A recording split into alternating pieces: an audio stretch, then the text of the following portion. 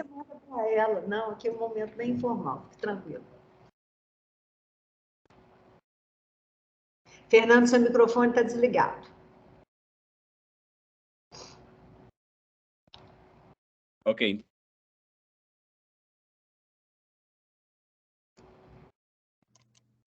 Funcionando agora. Ok. Está funcionando agora o microfone. Eu vou tentar compartilhar aqui a tela. Tá.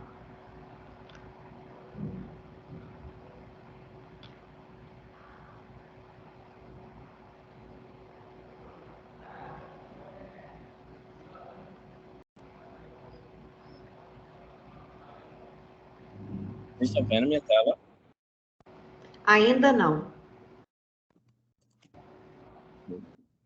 Eu não sei se você tem que compartilhar a tela ou a janela. E agora? Ainda não? Porque eu estou projetando aqui a tela, eu vou projetar outra vez. Ou então, você está fazendo tela? Tenta fazer janela e vai direto para o PowerPoint. Tá, só um segundo.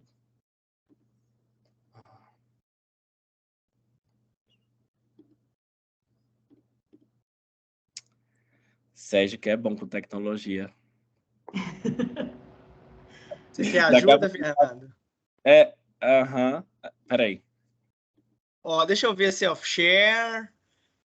Tá vendo? Você tá no Meetings do browser, né? Eu tô no programa dele. Deixa eu ver mais aqui. Fácil. Vamos ver agora. Faz qualquer coisa.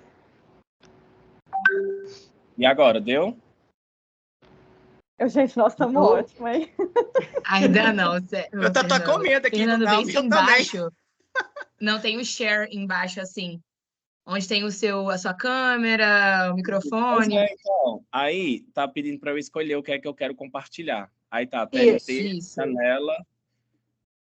Janela que geralmente vai. Se você for. Agora sim, é PowerPoint? Se você abrir o PowerPoint, deixar ele aberto, e aí depois você for na janela, você vai encontrar na lista exatamente o seu PowerPoint. Uhum. Sim. Pronto, eu acabei de fazer isso. Só que aí, quando eu coloco a apresentação do PowerPoint, vocês não conseguem enxergar, não é isso? Por exemplo, eu estou apresentando... Tá. Sabe o que você pode fazer também, Fernando? Uma coisa. Pode sair, deixa seu PowerPoint aberto, volta e aí... E nesse meio tempo, Sérgio, você pode passar para você também, se for o caso. Não sei. Sérgio, tenta aí, Sérgio, para ver se você Deixa consegue. eu tentar aqui. Vocês estão vendo minha tela? Vamos ver agora, porque ela mudou. Então. Ó, tá vendo? Sérgio, Estamos, Sérgio. Só o Sérgio para salvar a gente mesmo. É por isso que publica software na Cell. É por isso. Mas sabe o que a gente pode fazer, Fernando? Manda a sua apresentação para o Sérgio, só para deixar de backup. E aí a gente tenta depois, se você não conseguir abrir quando terminar, aí pelo menos fica com o Sérgio, ele vai passando. Tá, deixa eu só falar aqui uma coisa. Publica software na Cell, porque o software é muito bom, gente. Não é porque... Tá? Adiciona esse comentário, entendi. Vou mandar aqui para o Sérgio. Tá ótimo. Então tá, Sérgio, por favor, fique à vontade para começar. Tá bom, obrigado, Silvio. Boa tarde a todos, meu nome é Sérgio Scalzo e eu sou egresso do programa de Fisiologia e Farmacologia. Eu obtive meu título de doutorado em 2021 e eu vou falar um pouco da minha trajetória na pós-graduação e minha busca para tentar utilizar o que a gente faz, né, com ciência na pós-graduação, para tentar gerar um produto. Mas antes de começar a falar da minha trajetória na pós-graduação, eu vou falar um pouco como eu construí esse interesse na ciência. E foi justamente na 7ª série, quando eu estava visitando o Museu de Ciências Morfológicas aqui da FUMG. Vocês notem o quanto é importante essas visitas escolares. Então, eu fiquei fascinado com o corpo humano e o funcionamento, a anatomia, e decidi fazer, então, a graduação em biomedicina e em ciências biológicas. E foi na graduação que eu percebi que eu queria ser cientista. Foi então que, começando no departamento de Fisiologia e Biofísica, em específico na estação científica, mais ou menos em 2012, eu encontrei o laboratório da professora doutora Silvia Gottmozin, que é o laboratório de sinalização cardíaca. E lá foi o meu primeiro contato de como fazer ciência. Eu aprendi várias técnicas e consegui desenvolver várias habilidades. Eu estava conhecendo, né, a ciência. A iniciação científica serve para isso.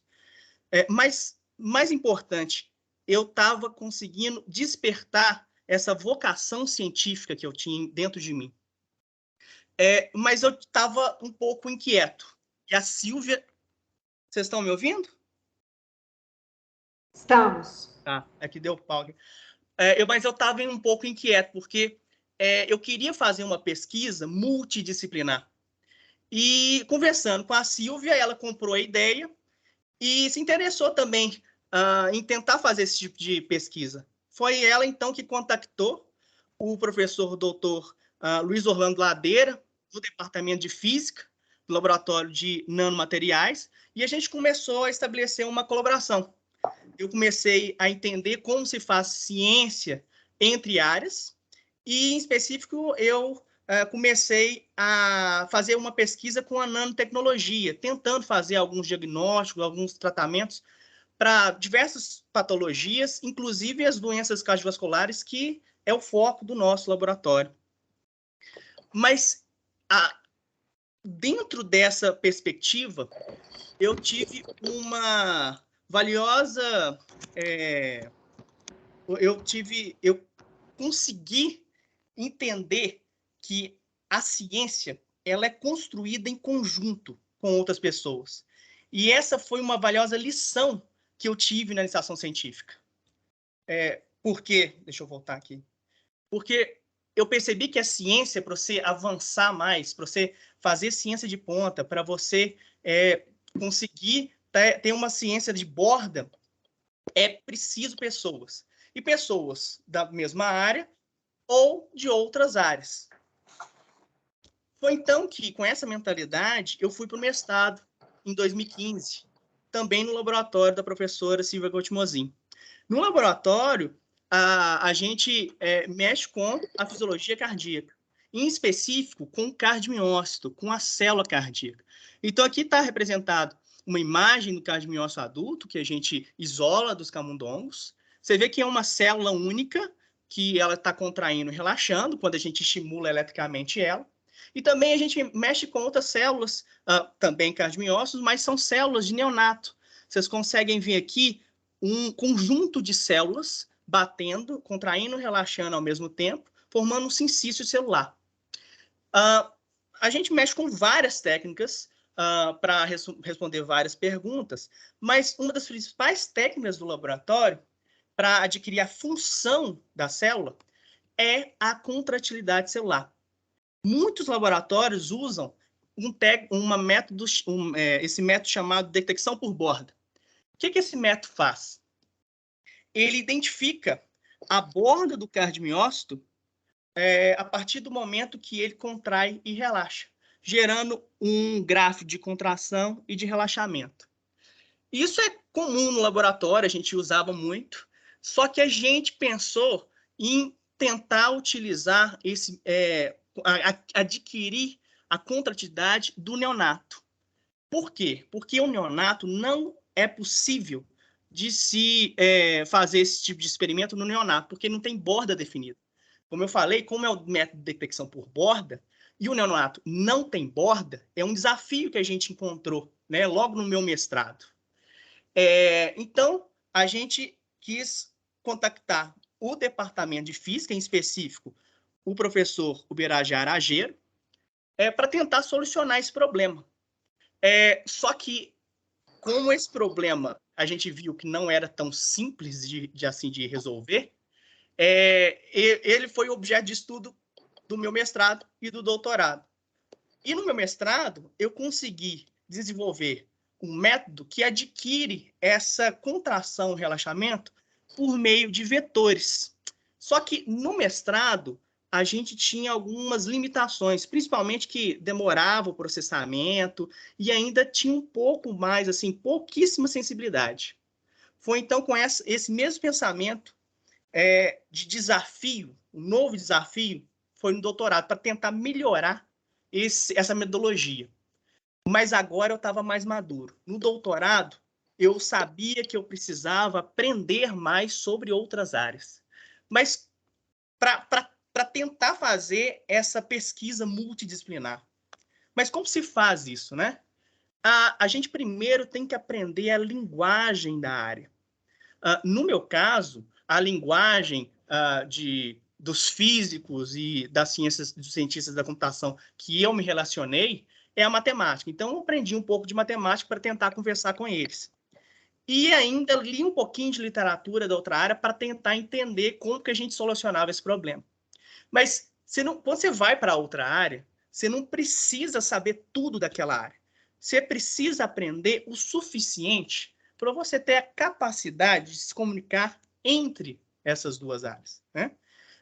Foi então que, através de muito estudo e muitos experimentos, a gente finalmente estava conseguindo efetivamente moldar uma metodologia que detectava o movimento da membrana do cadmiócito. Vocês estão vendo aí uma imagem com um cadmiócito contraindo e relaxando, e esses vetores identificando todo esse movimento da membrana celular. As cores mais quentes representam velocidades maiores e as cores mais frias representam velocidades menores. Isso também a gente conseguiu tudo a nível quantitativo também, parâmetros de velocidade, parâmetros de tempo, parâmetros de área de contração. E vocês lembram que o desafio primeiro era o neonato? A gente conseguiu finalmente obter essa contratividade do neonato que era tão difícil por meio da metodologia. A gente consegue perceber aqui que quando a gente trata o neonato com um beta-adenérgico, que é o isoproterenol, a gente consegue identificar por meio da nossa metodologia esse aumento da contração e do relaxamento. Em comparação, quando a gente trata com um bloqueador de cálcio, que é o verapamil, essa diminuição ela diminui. Então, a gente estava vendo a nossa sensibilidade, né? A sensibilidade do sistema. Mas para toda essa trajetória, ela tem algumas etapas. A primeira etapa foi a pergunta, né? Como que eu desenvolvo uma tecnologia? No nosso caso, foi a partir do microscópio óptico, de uma câmera digital e de um processamento de imagem. A segunda etapa seria a construção, né? Que a gente foi construindo ao longo do tempo a metodologia por meio de algoritmos de interação entre áreas. E a terceira etapa seria a avaliação da efetividade, né? A sensibilidade da nossa metodologia. Mas estava faltando um ponto final, que é para tentar passar esse conhecimento que estava dentro do laboratório para disponibilizar para outros laboratórios, para as clínicas, para tentar gerar um produto final, né? E a gente tentou fazer isso com o desenvolvimento de um software que agregava toda essa metodologia que a gente foi desenvolvendo desde o mestrado e doutorado com as várias funcionalidades que a gente foi adquirindo, né? E para isso, outra interação, agora com o laboratório de biologia computacional, com o Marcelo e o Nelly, e nós desenvolvemos o Contraction Wave. Nós chamamos ele o software de Contraction Wave. Esse software, ele agrega tudo que a gente fez, desde a parte de processamento, desde a parte de análise e a parte de visualização da contratividade celular. Esse software está disponível no site do nosso laboratório e ainda com isso conseguimos 2 publicações numa das revistas mais prestigiadas do mundo, que é a Cell, mostrando como que a gente desenvolveu todo o software e o software em si, disponibilizando o software para todo mundo utilizar. E foi interessante que, até hoje, mais ou menos, mais de 10 países já baixaram softwares e já estão utilizando esse software. Nossa pesquisa ela foi agraciada como melhor tese da PG FISFAR em 2022, nós recebemos o Grande Prêmio FUG de Tese de 2022 e também esse trabalho foi agraciado com o Prêmio CAPES de Tese, menção honrosa a nível nacional, em 2022. Tudo isso que eu fiz até hoje, eu consegui agregar várias disciplinas. Então, essa capacidade de utilizar várias áreas foi importante para a minha formação. Porque hoje eu atuo como residente pós-doutoral também na Fisiologia e Farmacologia, na pós-graduação PGFSFAR, mas agora atuando na nanotecnologia aplicada ao sistema cardiovascular. Eu queria finalizar essa apresentação com 3 frases que eu gosto, que são de 3 grandes cientistas das áreas que eu atuo, da fisiologia, da computação e da física. Da fisiologia, o Claude Bernard, ele falava que a ciência ela progride de 2 maneiras, adicionando fatos novos e simplificando os existentes. O Alan Turing, da computação, já fala que nós só podemos ver um pouco do futuro, mas o suficiente para perceber que há muito a se fazer. E assim, Albert Einstein, da física, ele fala que a imaginação é mais importante que o conhecimento. Porque o conhecimento ele é limitado, enquanto a imaginação engloba o mundo inteiro, estimulando o progresso. Eu queria agradecer muito a atenção de vocês. Eu estou aberto a perguntas, a gente pode conversar mais sobre a minha trajetória, pode perguntar o que vocês querem saber. E também eu quero agradecer essa família PGFSFAR que esteve comigo e está comigo ainda desde a minha formação. Muito obrigado. Ô, Sérgio, muito obrigada. Sabe o que eu estou pensando? Eu estou pensando que eu acho que eu vou deixar todos vocês apresentarem e depois a gente faz uma roda aberta, porque senão às vezes a gente tem que faz pergunta, vai para outro. Então eu vou deixar dar a sequência e depois a gente vai fazendo as perguntas e passando para um para outro. O que pode ser? Pode ser. Então tá ótimo. Então eu vou passar a palavra agora à professora Nayara Aquino. Nayara, por favor, eu acho que a Tamires que vai estar passando os slides para você. Deixa eu só ver se eu consegui resolver aqui. Eu acho que Fernando, você vai precisar. Acho que eu me acertei. Você mandou para mim? Vamos ver. Tá bom. Sérgio, eu acho que você ainda está compartilhando sua tela. Então, pera aí, deixa eu ver aqui. A Tamires é a nossa TI. Vocês estão vendo a minha tela? Começamos a ver, pelo menos. Sim. Tá bom. Eu acho que o Sérgio tem que parar de compartilhar dele. Eu já parei. Tá. Ô, gente, eu não falei não, mas eu não sou a Jaqueline, tá? Eu sou a Silvia Gatimozinho. Eu entro como Jaqueline, depois esqueci de apresentar. Então tá, gente, a hora que vocês falarem... Nayara, por favor, pode dar início. Então, boa tarde a todos. É um prazer gigantesco para mim estar de volta, né? Eu passei mais de 10 anos no PGFSFAR e ser convidado para palestrar como egressa é uma sensação de vencer na vida. Então, obrigada mesmo pelo convite. Eu vou apresentar aqui um pouquinho de como foi a minha trajetória. É óbvio que a gente acaba precisando falar um pouco sobre a ciência que a gente faz, né, os dados, mas vou passar de forma mais superficial para a gente se concentrar aqui no que eu desenvolvi. Eu sempre gosto de falar, gente, porque uma vez eu fui dar uma palestra num colégio e a menina falou assim, você sempre teve tanta certeza assim do que você queria fazer? E aí eu pensei o quão cruel era a gente passar isso como se fosse uma certeza. O tempo inteiro eu tinha certeza do que eu estava fazendo. E aí, vendo a palestra do Sérgio, eu me lembrei do tanto de pitanga que eu já chorei com ele pelos corredores. E aí o Sérgio falava assim, Nayara, você falou que ia embora e você está fazendo outro pós-doutorado?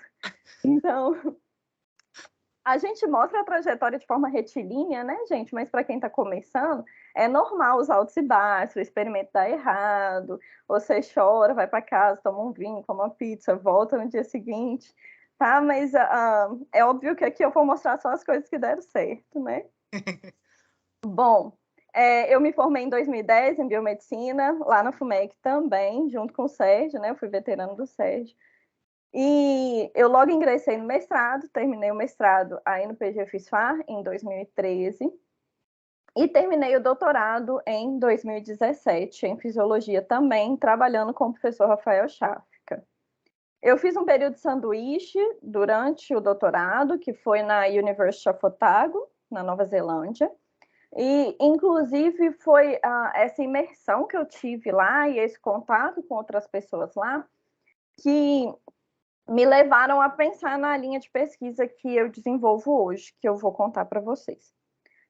Em 2018, eu passei em concurso de professora substituta, então atuei como professora substituta no Departamento de Fisiologia e Biofísica e da UFMG, e também como professora da Faculdade Metodista, Isabela Hendricks, aí de BH.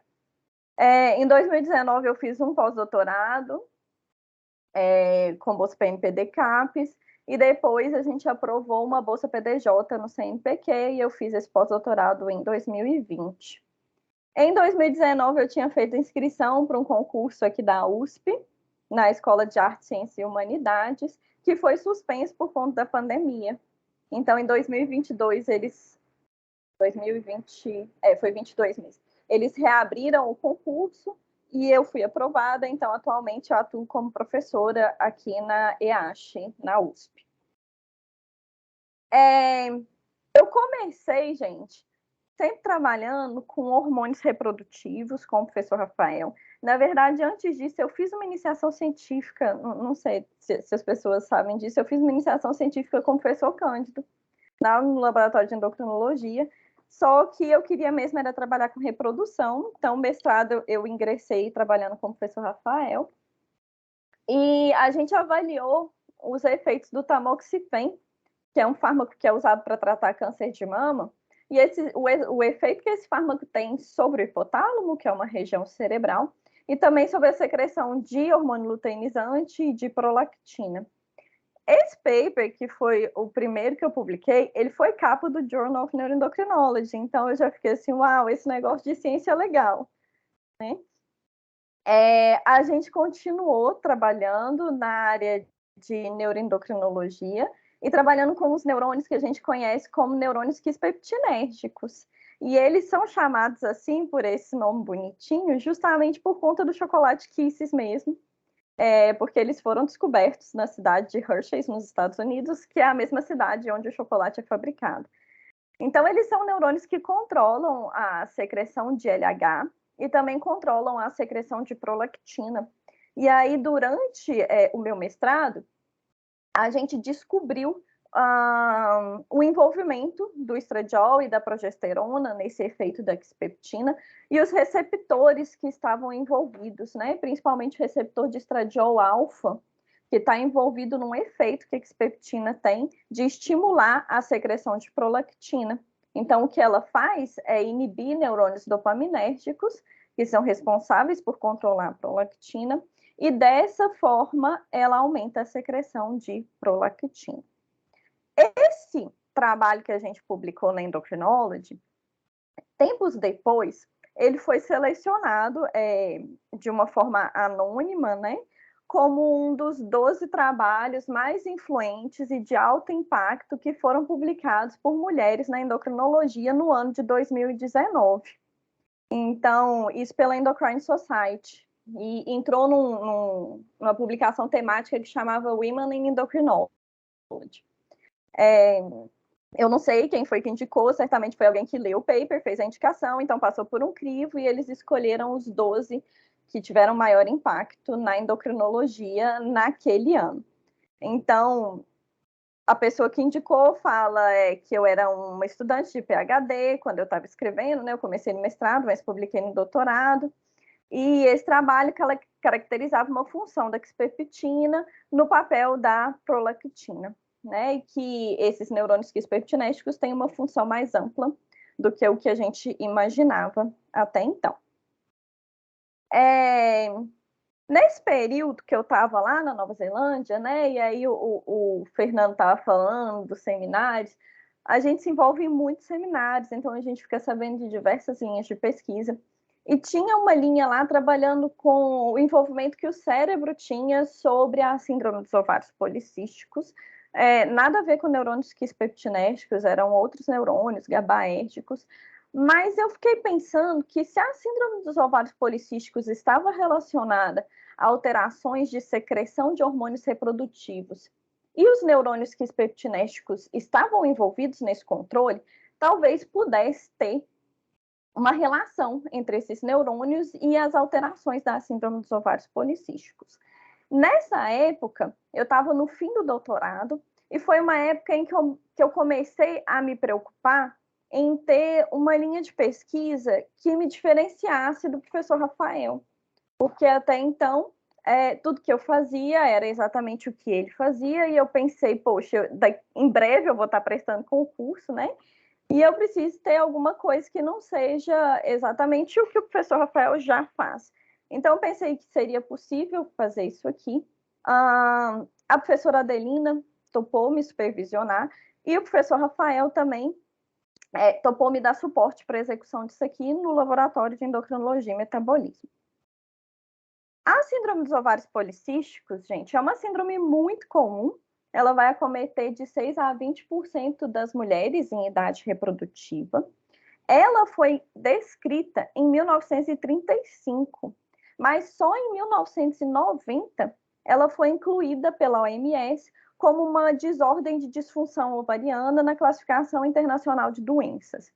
Então, só em 90 ela foi reconhecida pela OMS, adicionada ao critério, para que a gente, portanto, possa procurar tratamentos mais específicos, porque até hoje o tratamento que a gente tem são chamados de off-label. São tratamentos que são fármacos utilizados para outras questões, mas que também servem para ovário policístico, sabe? Como, por exemplo, os mais utilizados, que são os contraceptivos orais, as pílulas anticoncepcionais. Que a gente sabe que o objetivo principal não é tratar PCOS, né? Não é tratar ovário policístico. Mas elas são utilizadas porque acabam funcionando, mas elas não são cura, não são nada, né? Elas vão aplacar os sintomas. Quando a gente pensa... gente, perdão, eu coloquei aqui em português SOP e aqui eu coloquei a sigla em inglês, que é PCOS, tá? Mas tudo é síndrome dos ovários policísticos. Quando a gente pensa na síndrome dos ovários policísticos e o tanto que ela é prejudicial para as mulheres que têm, ela impacta não só no processo reprodutivo, mas ela gera uma síndrome metabólica grande, com resistência à insulina, com ganho de peso, sabe? E aí, por conta disso, essas mulheres podem ter problemas como depressão, ter um crescimento de pelos na face. E aí, é óbvio que se é a síndrome do ovário policístico, a gente sempre pensou que a gênese dela, que a causa dela estava no ovário. E é isso que a gente sempre pesquisou, tá? Só que a causa da PCOS, ela ainda permanece desconhecida, e os artigos mostraram que se eu deleto receptores para andrógeno, né, a alta secreção de andrógeno é conhecidamente uma causa de síndrome dos ovários policísticos. Se eu deleto esse receptor no ovário, eu não evito que o camundongo desenvolva PCOS, mas se eu deleto no cérebro, eu evito. Então, isso abriu um leque para falar que, olha, tem uma coisa aqui, né, tem uma causa aqui que está no cérebro. A gente estava olhando só para o ovário, mas tem uma questão aqui relacionada ao cérebro. E aí, quando eu vi isso, eu falei, poxa, tem aqui os meus neurôniozinhos quispeptinérgicos que devem estar fazendo alguma coisa ali, né? E isso fica muito mais evidente quando a gente sabe que na síndrome dos ovários policísticos, a secreção de LH, ela está alterada, a pulsatilidade é aumentada, tanto em mulheres quanto em camundongos. Então, se vocês olharem aqui à esquerda, vocês vão ver que... Deixa eu pegar meu pointer aqui. Se vocês olharem aqui, vocês vão ver que a secreção de uma mulher com PCOS, né, a frequência de pulsos é muito maior. Então, eu juntei as coisas todas. Falei, poxa, tem uma questão no LH, tem uma questão que parece estar relacionada ao cérebro. Eu conheço neurônios que controlam a secreção de LH. Então, será que os neurônios quispeptinérgicos estariam relacionados a essa alteração na PCOS?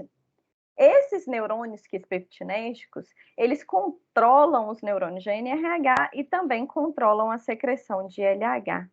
Tá? Então, a pergunta do projeto que eu escrevi foi se as alterações nos neurônios quispeptinérgicos, que são também chamados de neurônios Kend, participariam do aumento da pulsatilidade de LH na PCOS. Esse projeto foi o projeto que a gente submeteu ao CNPq e aprovou a bolsa de pós-doutorado júnior. E eu também submeti esse projeto à British Society for Neuroendocrinology, que é uma sociedade britânica de pesquisa em neuroendocrinologia, em que eu e o professor Rafael somos filiados. E aí a gente aprovou um financiamento para esse projeto. Então, quando vocês abrem lá o site da PG FISFAR, essa fotinha que está lá é uma fotinha minha de quando a gente aprovou esse financiamento. E aí, isso meio que deu uma certa confiança, né, para quando eu fui prestar o concurso da Escola de Artes, Ciências e Humanidades da Universidade de São Paulo. Então, como eu contei para vocês, era um concurso que teve inscrição em 2019, mas foi suspenso. E aí eles chamaram para prestar, agora em 2022. Me deu um leve desespero, porque eu estava com uma bebê de 10 meses, né? E eu tinha que estudar para concurso, eu tinha que sair de BH, vim para São Paulo fazer. Mas deu tudo certo, passei. Então, atualmente eu trabalho na EASH, que fica no campus da Zona Leste de São Paulo. Aqui eu deixei uma fotinho para vocês. E aí, minha função agora é começar a implementar essa área de pesquisa por aqui. Tá? Então, eu agradeço o convite, eu deixo aqui o meu e-mail, eu deixei aqui as agências de fomento. Eu agradeço demais ao programa de pós-graduação em Fisiologia e Farmacologia, né? Foi a minha casa durante, acho que 11 anos. Agradeço também ao Laboratório de Endocrinologia e Metabolismo, que assim foi uma família, e em especial ao professor Rafael e a professora Adelina, que me orientaram, me supervisionaram durante esses anos todos, e também aos demais professores todos, tanto do Laboratório de Endócrino quanto do departamento, que estiveram sempre disponíveis, né? Seja para fazer um churrasco, seja para conversar sobre experimentos. Muito obrigada, Nayara.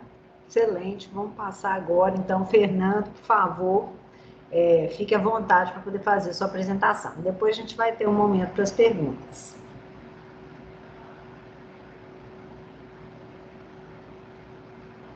Eu vou tentar mais uma vez, mas eu já mandei minha apresentação para a Sérgio.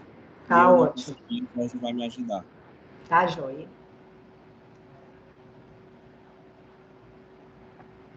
Tá funcionando ou não? Não tá ainda. Não. Porque quando vai funcionar, pelo menos muda a tela aqui.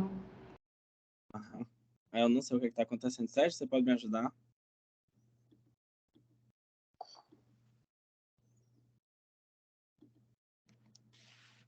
Nada, né? Sérgio, Você seu tá mic no tá mudo. Sérgio?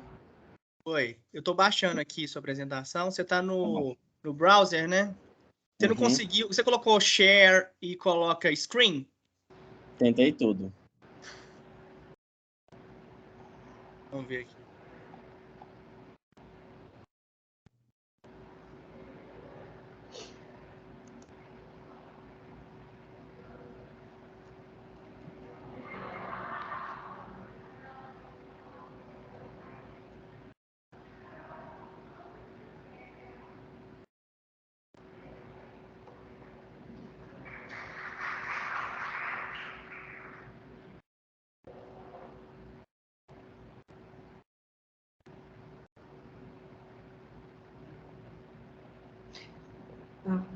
Eu ia falar que, enquanto isso, se alguém quiser fazer alguma pergunta, gente, ou fazer algum comentário, por favor, fique à vontade, porque nós estamos aí com esse tempo. Vocês estão me vendo na minha tela? Então, estamos. Ok. Então, eu vou tentar ser rápido. Seguinte, realmente é sempre uma honra enorme para mim participar das atividades do PG FISFAR, porque assim como a Nayara falou, foi uma casa para mim, especialmente porque, como vocês podem observar pelo meu sotaque, eu sou nordestino, do sertão do Ceará, e era a primeira vez que eu estava morando fora do Ceará. E quando eu cheguei em Belo Horizonte, eu fui recebido realmente como um integrante de uma família. Então, é uma honra para mim, porque lá, aí, né, em Minas Gerais, eu construí relações, como o professor Cândido fala, bem-sucedidas e duradouras, que, segundo o professor Cândido, é o segredo da nossa sobrevivência. E, para além disso, foi o FISFAR que me ensinou como ser um pesquisador e que me fez chegar até aqui onde eu cheguei até agora. Então, eu começo a minha apresentação com uma pergunta, porque eu acho que são as perguntas que nos dirigem diariamente na nossa atividade, né, como cientistas. E uma das perguntas que permanece ainda como incógnita para a gente que trabalha com fisiologia cardíaca é como consertar um coração partido. Porque, inclusive, cada tempo que vai passando, mais pessoas conseguem sobreviver a episódios, né, de doenças cardíacas. Essas pessoas, frequentemente, elas desenvolvem insuficiência cardíaca, mas a gente ainda não sabe muito bem como fazer com que esse coração ele seja remendado da melhor forma possível. Então, eu escolhi falar sobre os modelos experimentais que eu trabalhei durante toda a minha trajetória e como esses modelos experimentais moldaram o pesquisador que eu sou hoje. Então, pode passar, Sérgio, por favor? Então, eu nasci numa cidade muito pequena do interior do Ceará, chamada Cedro, e... Pode passar, Sérgio? Pode passar mais. E aí tem uma coisa interessante, que é o seguinte, quando eu era criança, volta para lá, quando eu era criança, eu fui jogar futebol, me colocaram na escolinha de futebol, e eu não conseguia correr muito, porque quando eu corria, eu sentia uma dor forte no peito, e as pessoas não sabiam se era pulmão, se era coração, o que era que estava acontecendo. Mas o fato é que eu tinha essa pergunta, por que é que eu não consigo jogar bola? Por que é que eu sinto essa dor no peito? E aí essa pergunta, desde criança, eu tinha esse olhar bastante sério, mas eu também era uma criança que me perguntava sobre muitas coisas. Inclusive, essa era uma pergunta que eu tinha. Pode passar, Sérgio, por favor. Aí eu mudei para Juazeiro do Norte para fazer minha graduação em fisioterapia. A professora Gardênia foi a minha primeira orientadora, e aí eu fiz uma iniciação científica dentro da disciplina de Fisiologia do Exercício. Pode passar, Sérgio, por favor. E aí, o meu TCC nós tentamos entender qual era a influência do índice de massa corporal no comportamento da função pulmonar de indivíduos com sobrepeso ou obesidade submetidos ao esforço. Por quê? Lembra que quando eu era criança, eu corria e sentia uma dor no peito e eu não sabia por que era. E eu era sobrepeso. Então, na verdade, eu usei essa situação, essa possibilidade, que era o meu TCC, para responder uma pergunta que eu tinha desde quando eu era criança. Pode passar, Sérgio. E aí, o que nós vimos foi que quanto maior o IMC, o índice de massa corporal, maior era a queda do VF1, que é uma variável que significa volume expiratório forçado de primeiro segundo. Então, nós fazíamos um teste de esforço com as pessoas obesas e sobrepeso. Ao final, nós realizávamos uma espirometria, que é para mensurar a função pulmonar, e nós vimos que os pacientes, existia uma tendência de que quanto maior o índice de massa corporal, maior era a queda da capacidade do pulmão de movimentar os volumes pulmonares. Pode passar, Sérgio. Então, depois, aí eu fiz uma especialização em fisiologia do exercício e, ao final dessa especialização, eu decidi que eu deveria ir para o FISFAR para fazer o meu mestrado em fisiologia, porque na época da graduação eu já sabia que eu queria fazer mestrado e doutorado em fisiologia. E eu decidi fazer no FISFAR porque eu vi lá no site da Sociedade Brasileira de Fisiologia que era o melhor programa de fisiologia do país. Era o que tinha a nota máxima da CAPES desde quando as notas da CAPES elas começaram a ser elas começaram a serem usadas. Então, eu pensei, vou para o melhor programa de fisiologia do país, pelo menos vou tentar.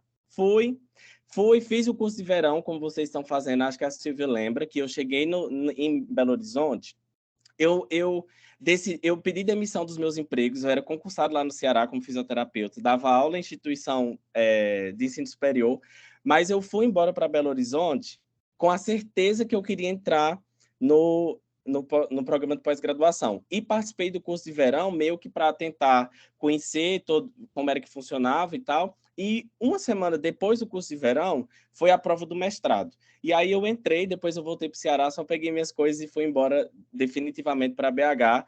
E comecei a fazer meu mestrado no laboratório de hipertensão, orientado pela professora Rafaela Fernandes e pelo professor Robson Augusto. Pode passar, Sérgio, por favor. E aí foi quando eu comecei a trabalhar com remodelamento cardíaco, que, em termos gerais, o remodelamento cardíaco é conceituado como todas as alterações moleculares, celulares, teciduais, estruturais e funcionais do coração em resposta a algum estímulo, que pode ser um estímulo fisiológico ou um estímulo patológico. E a forma como o coração vai se adaptar a esse estímulo vai depender, obviamente, da natureza do estímulo. Pode passar, Sérgio.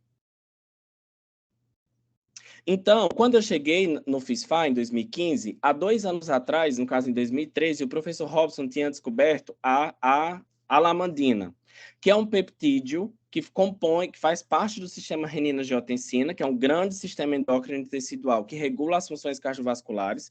Mas a alamandina, embora fosse muito parecida com a angiotensina A7, que vocês estão vendo aí em verde, ela que também tinha sido uma descoberta de como essa molécula agia no nosso corpo pelo professor Robson em 1989, mas enfim, embora o professor Robson houvesse descoberto, mas ainda não se sabia quais eram os efeitos da alamandina, quais poderiam ser os efeitos da alamandina no remodelamento cardiovascular induzido por sobrecarga de pressão. Pode passar, Sérgio. E aí, existia já uma evidência de que a alamandina poderia prevenir o remodelamento cardíaco, mas nesse momento eles só sabiam do efeito da alamandina sobre a fibrose tecidual induzida pelo isoproterenol. Então, pode passar, Sérgio. Então, a nossa pergunta foi o seguinte: será então que a alamandina também consegue proteger o sistema cardiovascular do remodelamento induzido por sobrecarga de pressão? Pode passar, Sérgio. Então, para responder essa pergunta, nós utilizamos um modelo que chama constrição da aorta transversa, que é interessante falar que, nesse momento, embora eu fosse orientado pelo professor Robson e pela professora Rafaela, mas esse modelo experimental nós desenvolvemos, na verdade, nós realizamos no laboratório da professora Silvia Guatimozin, que foi quando começou minha colaboração com a professora Silvia, e em termos gerais, essa cirurgia ela reduz, como vocês podem ver, nesse laço que a gente dá em torno da aorta transversa, ela reduz o lumen da aorta, induz uma sobrecarga pressórica, isso faz com que tanto a aorta ascendente, que é essa porção logo após na saída do coração, e também o coração, sofram para se adaptar a esse estímulo pressórico. E aí, pode passar, Sérgio. E aí, o primeiro trabalho que nós publicamos foi publicado. Nós demonstramos que a alamandina atenuava a atividade de metaloproteinases, que são enzimas capazes de degradar a matriz extracelular e que estão envolvidas com remodelamento vascular patológico. Então, nós mostramos que essa cirurgia, como vocês podem ver nessa imagem verde, aumentava a atividade e na imagem inferior, em vermelho, aumentava a expressão dessas metaloproteinases, e quando nós tratamos com a alamandina, nós revertemos esse efeito induzido pela sobrecarga pressórica, mostrando que, de fato, a alamandina protegia o vaso desse estímulo pressórico. Inclusive, esse que foi o meu primeiro trabalho publicado como primeiro autor, ele foi escolhido como capa da revista naquele mês que o trabalho foi publicado, na capa da Clinical Science. Pode passar, Sérgio. E aí nós nos perguntamos, e quanto ao coração? Será que a alamandina também consegue proteger contra esse estímulo pressórico? Pode passar, Sérgio.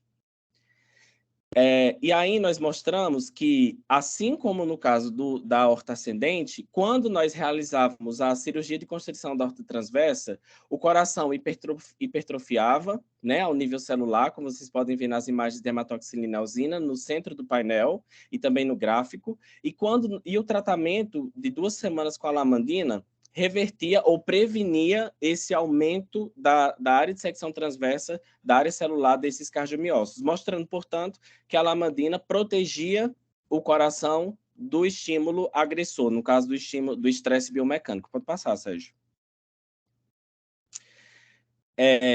Nesse meio tempo, eu também trabalhei com um projeto de hipertensão pulmonar, porque dentro da mesma linha do remodelamento cardiovascular, associado com o aumento da tensão arterial. Então, pode passar, Sérgio.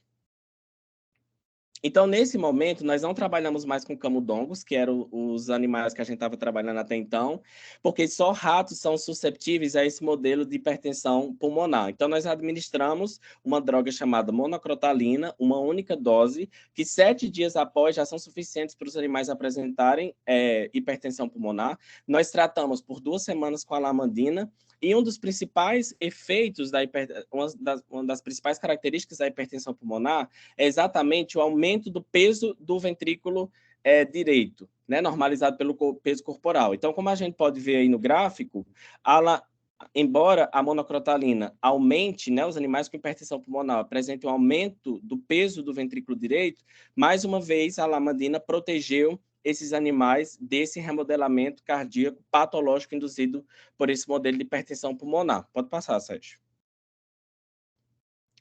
E aí, pessoal, é interessante falar que, embora nós tivemos esses efeitos que foram positivos da lamandina, e embora nós publicamos papers com essas evidências, uma coisa que eu entendi, depois de muito trabalhar com esse sistema e também de muito errar, é que, de fato, esse sistema é um sistema extremamente complexo. E talvez o meu maior ensinamento, com todo esse tempo estudando sistema renina-angiotensina, foi, pode passar, Sérgio, próximo slide, foi que perguntas complexas geram muitas respostas quase sempre erradas. Então, quando eu passei por todo esse aprendizado, eu passei a tentar fazer perguntas mais simples, para que trouxessem resposta, porque a pergunta muito complexa, como eu falei aí, ela termina fazendo com que a gente abra muitas possibilidades e muitos caminhos que às vezes não nos levam a lugares que são muito produtivos. E aí, pessoal, até então eu tinha trabalhado com modelos experimentais que eram camundongos, selvagem, camundongos geneticamente modificados e rato, no caso dos modelos do modelo de hipertensão pulmonar. Pode passar, Sérgio. Então, como eu já falei para vocês, eu já conheci a professora Silvia Guatimozin por causa da nossa colaboração durante o meu mestrado, e no doutorado eu fui trabalhar no laboratório de sinalização cardíaca, né, sendo orientado pela professora Silvia Guatimozin, e aí é quando eu começo a trabalhar mais com mecanismos, porque uma das características do laboratório da professora Silvia é exatamente a sinalização em cardiomiócitos, a sinalização cardíaca.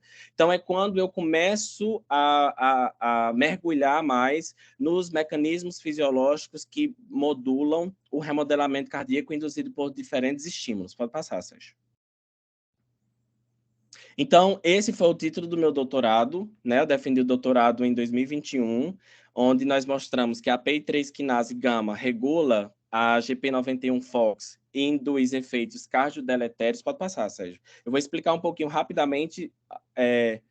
Então, as espécies reativas de oxigênio, elas são efetoras, né, desse estresse oxidativo, elas são moléculas extremamente instáveis, compostas por oxigênio, e por elas serem instáveis e serem altamente capazes de reagir com outras moléculas, então elas regulam diversas atividades no cardiomiócito, né, diversos mecanismos intracelulares, como, por exemplo, elas estão envolvidas com disfunção eletrofisiológica, elas estão envolvidas com disfunção contrátil, né, por causa que as espécies reativas de oxigênio conseguem controlar também o influxo, fluxo de cálcio no cardiomiócito, enfim, são inúmeras funções. Mas, pode passar, Sérgio. Só que aí nós nos perguntamos, então, será que essa NAD-PH oxidase, que é a principal produtora dessas espécies reativas de oxigênio no coração, ela está envolvida no estresse cardíaco induzida pela sinalização adrenérgica sustentada, porque um dos modelos da gente induzir remodelamento cardíaco é usar uma droga que nós chamamos de isoproterenol, que é um agonista não seletivo, né, um agonista beta-adrenérgico não seletivo, que ao submeter os animais a administração crônica dessa droga, nós conseguimos gerar principalmente hipertrofia cardíaca e fibrose. Então, nós fizemos essa pergunta e uma das formas da gente responder essa pergunta, pode passar, Sérgio, foi utilizando um animal, que é um animal que, inclusive, eu cuidava da colônia e que eu tenho um apreço enorme por ele, que é um animal repórter, um animal geneticamente modificado que nós temos no laboratório da professora Silvia, que é um animal que é o seguinte, cada vez existem uns genes que nós chamamos de genes de expressão fetal. Esses genes eles são altamente expressos durante o desenvolvimento cardíaco, mas na vida adulta, eles são a expressão deles cai muito. Entretanto, quando nós estressamos o coração, esse gene, que no caso aí é o MYH7, volta a ser expresso e codifica uma proteína chamada beta-MHC. Essa proteína, toda vez que ela é reexpressa, ela sinaliza, ela é um símbolo, digamos assim, de que essa célula está estressada. E a professora Silvia tem um animal que é o seguinte, existe uma molécula fluorescente amarela acoplada a essa proteína. Então, cada vez que o cardiomiócito reexpressa essa proteína, ele se torna um cardiomiócito fluorescente, entre aspas. Então, vamos ver aí qual foi o resultado. Então, nós utilizamos esse animal para mostrar o seguinte. Aqui nesse painel, nós temos os animais controle, os animais tratados com isoproterenol, que nós utilizamos para gerar o remodelamento cardíaco e para estressar o coração. E aqui na última imagem, nós temos o grupo tratado com isoproterenol, mas tratado com a porcinina, que é um inibidor daquela enzima que produz as espécies reativas de oxigênio. E como nós podemos ver, o estresse cardíaco induziu o aumento do número dessas células amarelas, indicando que, de fato, o coração estava estressado. E quando nós bloqueamos a atividade dessa enzima, ou seja, reduzindo, então, as espécies reativas de oxigênio, nós tivemos uma redução do número de células estressadas nesses corações desses animais. Tá? Mostrando, portanto, que, de fato, as espécies reativas de oxigênio estavam, e a atividade NADPH oxidase estava, de fato, envolvida com o remodelamento cardíaco induzido pelo isoproterenol. Pode passar, Sérgio. Aí depois nós trabalhamos com cardiomiócito. Pode passar, não vou falar muito, porque eu acho que o tempo já está bastante. Nós usamos um modelo que é o que o Sérgio falou, dos cardiomiócitos isolados, que é um dos carros-chefes do laboratório da professora Silvia, para mostrar que, de fato, a PI3 quinase gama estava envolvida nesse processo, né, regulando a atividade de NADPH oxidase. Pode passar, Sérgio. Pode passar. Ok, então até aí, além dos outros modelos animais que eu já tinha trabalhado, eu comecei a trabalhar com os cardiomiócitos isolados no meu doutorado, né, no laboratório da professora Silvia. Pode passar, Sérgio. Defendi minha tese em 30 de agosto de 2021, e aí eu não estou mais no laboratório da professora Silvia, porque eu consegui a minha bolsa de pós-doc no INCOR até antes que eu terminasse o meu doutorado, até que foi muito corrido para a gente, porque foi tudo muito rápido, e aí eu mudei para São Paulo, e lá em São Paulo, aí essa foto é de quando eu já estava no INCOR, eu defendi meu doutorado. Eu defendi meu doutorado no dia 30 de agosto e comecei meu pós-doc no dia 1º de setembro. Pode passar, Sérgio. E aí eu fui trabalhar no Laboratório de Genética e Cardiologia Molecular, né, supervisionado pelo professor Krieger, no Instituto do Coração de São Paulo, e nesse momento foi interessante, porque foi quando eu aprendi, eu cheguei lá no laboratório, eles trabalhavam muito com iPS, que são células pluripotentes humanas, que são diferenciadas em cardiomiócitos. E aí é interessante, porque quando eu cheguei no laboratório, eles tinham expertise em trabalhar com a IPS, só que eu cheguei lá e eles estavam precisando, eu lembro que eles estavam precisando avaliar contratilidades cardiomiócitos e eles não tinham os equipamentos, na verdade eles não sabiam como fazer isso. E eu, que tinha passado pelo laboratório da professora Silvia, tinha visto o Sérgio e a professora Silvia desenvolvendo o software para analisar a contratilidade, coloquei em prática. Então, foi interessante porque a minha experiência dentro do laboratório da professora Silvia, embora eu não tivesse trabalhado diretamente no projeto do Sérgio, me fez capaz de levar para o laboratório do professor Krieger essa técnica. Então, durante o momento que eu fiquei lá, eu trabalhei, claro, em outros projetos, mas também analisando a contratilidade dessas células pluripotentes humanas. Pode passar, Sérgio. E aí foi quando eu aprendi também mais um modelo experimental, que foi como trabalhar minimamente, digamos assim, analisando funcionalmente esses cardiomiócitos derivados de células pluripotentes humanas. Pode passar, Sérgio, eu já estou terminando. E depois de passar quase um ano fazendo o meu primeiro pós-doc no Instituto do Coração, eu consegui a position, né, como a gente chama, a vaga, e estou aqui na Universidade de Minnesota, nos Estados Unidos, na Escola de Medicina, né, da Universidade de Minnesota, trabalhando no laboratório do professor Joop van Berlo. O nosso laboratório aqui, ele é focado, ele tem duas grandes linhas de pesquisa: remodelamento cardíaco e proliferação de cardiomiócitos em neonatos. E quando eu cheguei, o professor Joop, ele estava necessitando de uma pessoa para trabalhar com o sistema imune. E é por isso, na verdade, que eu procurei o professor, porque ele tinha o laboratório tem a expertise de trabalhar com células imunes, mas também de trabalhar com modelos de regeneração cardíaca, que é o que eu tenho trabalhado atualmente aqui no laboratório.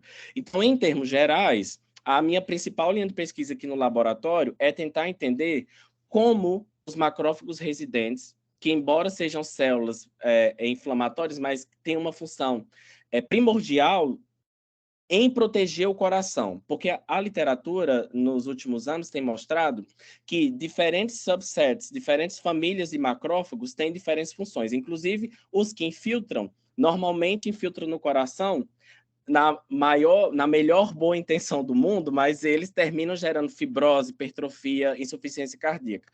Enquanto que aqueles que sempre residiram no coração, que são os macrófagos residentes, eles proliferam para tentar proteger o coração de estímulos agressores. Então, a nossa ideia é tentar entender como esses macrófagos proliferam e, na verdade, porque quando o remodelamento cardíaco caminha para a insuficiência, esses macrófagos que são protetores, eles começam a morrer.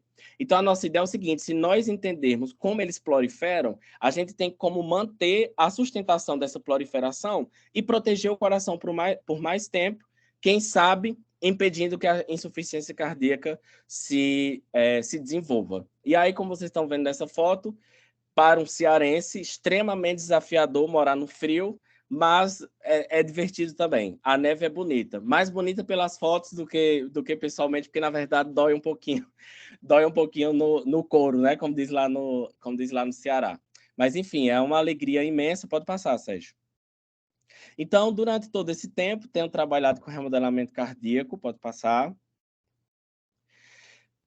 Já trabalhei com diversos modelos, como hipertensão pulmonar, tratamento com isoproterenol, sobrecarga pressórica, aldosterona, envelhecimento, deleção genética, né, de proteínas. Pode passar, Sérgio. Tenho trabalhado também com diversos endpoints, que a gente chama do remodelamento cardíaco, como hipertrofia, fibrose, apoptose, estresse oxidativo, desdiferenciação, contratilidade. Pode passar. Tenho aprendido a entender como células do coração funcionam, especialmente cardiomiócitos, macrófagos e miofibroblastos. Pode passar. Mas, para terminar, eu trago essa imagem que é de uma tela de um pintor cearense que fala consertando a rede. Uma coisa que eu sempre falo para as pessoas é que, especialmente no meu doutorado no laboratório da professora Silvia, eu aprendi que mais importante do que as respostas que nós temos é como nós fazemos as perguntas. e como as perguntas conseguem dirigir o nosso trabalho diariamente, e como essas perguntas elas vão nos levando aos próximos steps, digamos assim. E essa foto ela é interessante porque tem um texto do Rubem Alves que ele faz uma comparação entre os pesquisadores, entre os cientistas e os pescadores. E eles falam assim que o pescador, assim como o cientista, pensa nos peixes que quer pescar. E para isso constrói uma rede e joga a rede no mar. E às vezes os peixes não vêm. E o pescador ele precisa consertar a rede, jogar novamente para ver se consegue pescar os peixes que ele quer. Se forem redes grandes, peixes grandes. Redes pequenas, peixes pequenos. Mas, no final das contas, o que importa é saber como construir uma rede ou como adequar essa rede, dependendo da pescaria que você tenha. Que é isso que nós fazemos todos os dias no nosso trabalho, com as perguntas que nós estabelecemos e que dirigem a nossa pesquisa adiante. Muito obrigado, pessoal. Obrigada, Fernando. Bom, então, eu acho que deu para vocês verem nessa mesa de egressos um pouco do que é um ambiente FISPAR de pesquisa. A gente tem um ambiente onde a gente tem estudantes que vieram de várias partes do Brasil, aqui a gente teve um exemplo do Nordeste, mas tem do Sudeste. Boa tarde, André, tudo bom?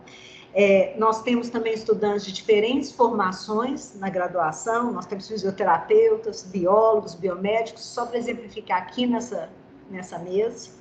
E nós temos também pontos que são extremamente importantes, como vocês puderam ver, a multidisciplinaridade, como exemplifiquei para vocês na abertura do curso de verão, a internacionalização, que é um ponto extremamente importante da nossa pesquisa, a presença, a ida para a academia, que é um local onde os nossos egressos muitas vezes vão, mas como eu falei, hoje existem outras vertentes daqui também, e o empreendedorismo, como vocês estão vendo.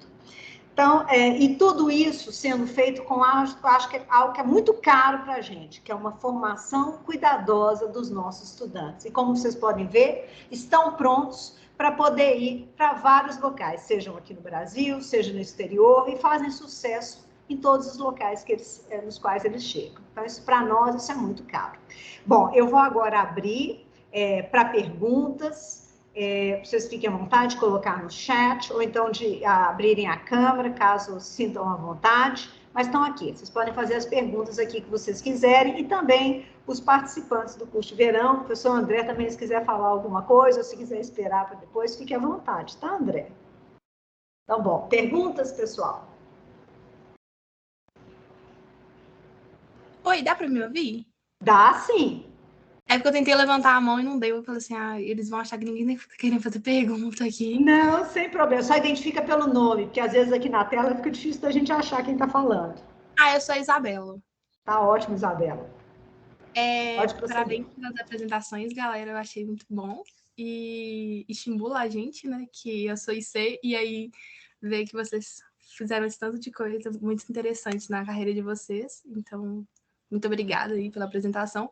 E eu queria, na verdade, não é uma questão, uma dúvida pontual sobre a apresentação, mas eu percebi que vocês fizeram muitas, como eu posso dizer, partes do seu percurso em outros países. Vocês acharam essa ida para esses lugares foi complicado? Como que vocês fizeram isso? Claro, isso foi importante, mas o quão importante isso foi tanto no retorno de vocês quanto na carreira de vocês? Fique à vontade para responder. Posso começar? Olha, ir para o país novo é sempre complicado, né? A gente não vai romantizar tanto assim, não. Complicado você está numa cultura diferente, o idioma é diferente, mas a bagagem que a gente traz de lá faz compensar essas dificuldades, porque você faz um networking diferente com grandes pesquisadores, você mergulha num universo diferente de outras linhas de pesquisa, você adquire uma base sólida do idioma que é importante para a gente também, né? Então, se eu acho que essa experiência internacional é importante, eu acho. Embora seja extremamente desafiadora também, mas eu acho válido para todos os estudantes de pós-graduação que tiverem a oportunidade de ir, sim. No meu caso, por exemplo, eu fiz o doutorado sanduíche. Quando foi na época do pós-doutorado, eu estava casada, eu tinha filho, então eu optei por fazer o pós-doutorado todo no Brasil, fiz todo no PG FISFAR. Mas eu já tinha tido essa experiência durante o doutorado, eu acho que é válido para todo mundo que tiver oportunidade, né? E eu sei que dá um frio na barriga para todos nós. Às vezes tem algumas pessoas mais aventureiras, mas sei lá, eu que sou mineira, assim, de nascença, nascida e criada, dá um frio na barriga, mas a recompensa, né, o conhecimento, a bagagem que a gente adquire depois é recompensadora, assim.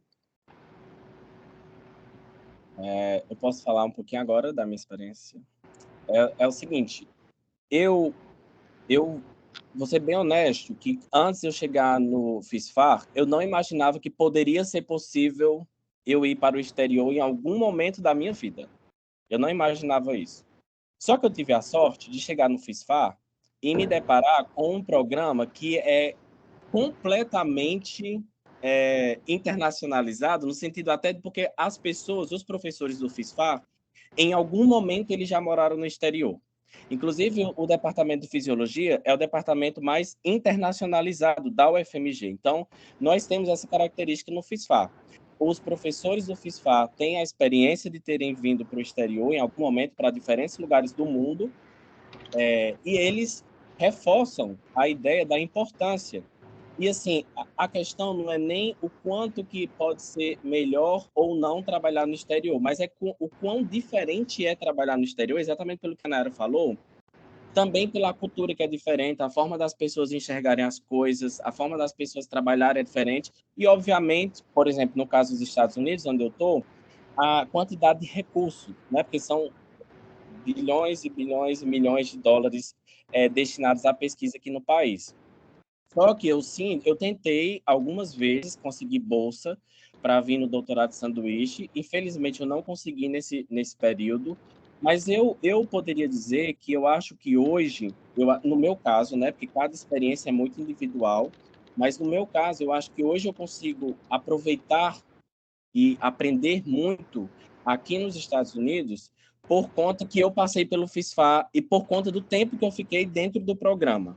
Talvez, se eu, no meu caso, eu repito, tivesse saído na época do doutorado, talvez eu não conseguisse aprender tanto quanto eu tenho aprendido agora, porque eu acho que o fato de eu passar 6 anos e pouco no FISFAR, depois ter ido para o Instituto do Coração de São Paulo, que é uma instituição também que tem essa questão da internacionalização, me preparou bem para que eu pudesse aproveitar as oportunidades que eu tenho aqui hoje.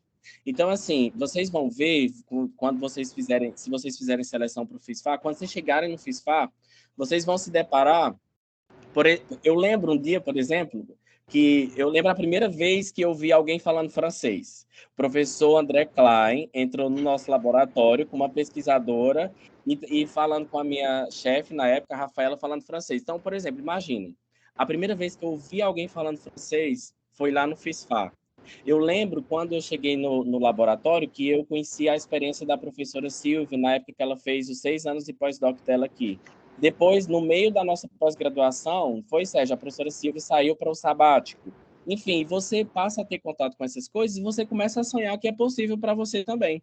Então, eu acho que do ponto de vista técnico, digamos assim, científico, o FISFAR nos prepara, mas até do ponto de vista humano, de você imaginar que as coisas são possíveis, o FISFAR também tem essa capacidade, digamos assim, de abrir os nossos olhos para esses horizontes. Perfeito, obrigada. Acho que é importante falar que a gente, inclusive, tem uma disciplina que é o PrEP, é uma disciplina de preparação para ir para o exterior, que é uma disciplina da pós-graduação. E eu vou chamar daqui a pouco, o Cristiano quer fazer uma pergunta, só porque eu tenho um ponto aqui do chat, que é da Amanda. Ô, Amanda, você fique tranquila. Quando eu era estudante, ainda no ensino médio, meu professor de ciências entrou na sala e falou assim, porque eu fiz a minha dissertação de mestrado, era algo inédito. Primeira coisa que eu pensei, gente, alguém consegue descobrir alguma coisa inédita? Eu nunca vou ter condição de fazer isso na minha vida, né? Descobrir algo novo, isso é impossível. Não, mas isso é possível sim, mas para isso você tem que começar a conviver com o pensamento científico, a levantar hipóteses, e isso você vai aprender num ambiente, por exemplo, no ambiente FISFAR de pesquisa, tá? Então, no começo, todos nós nos sentimos assim, pode falar. Sabe o que eu acho engraçado, Sil?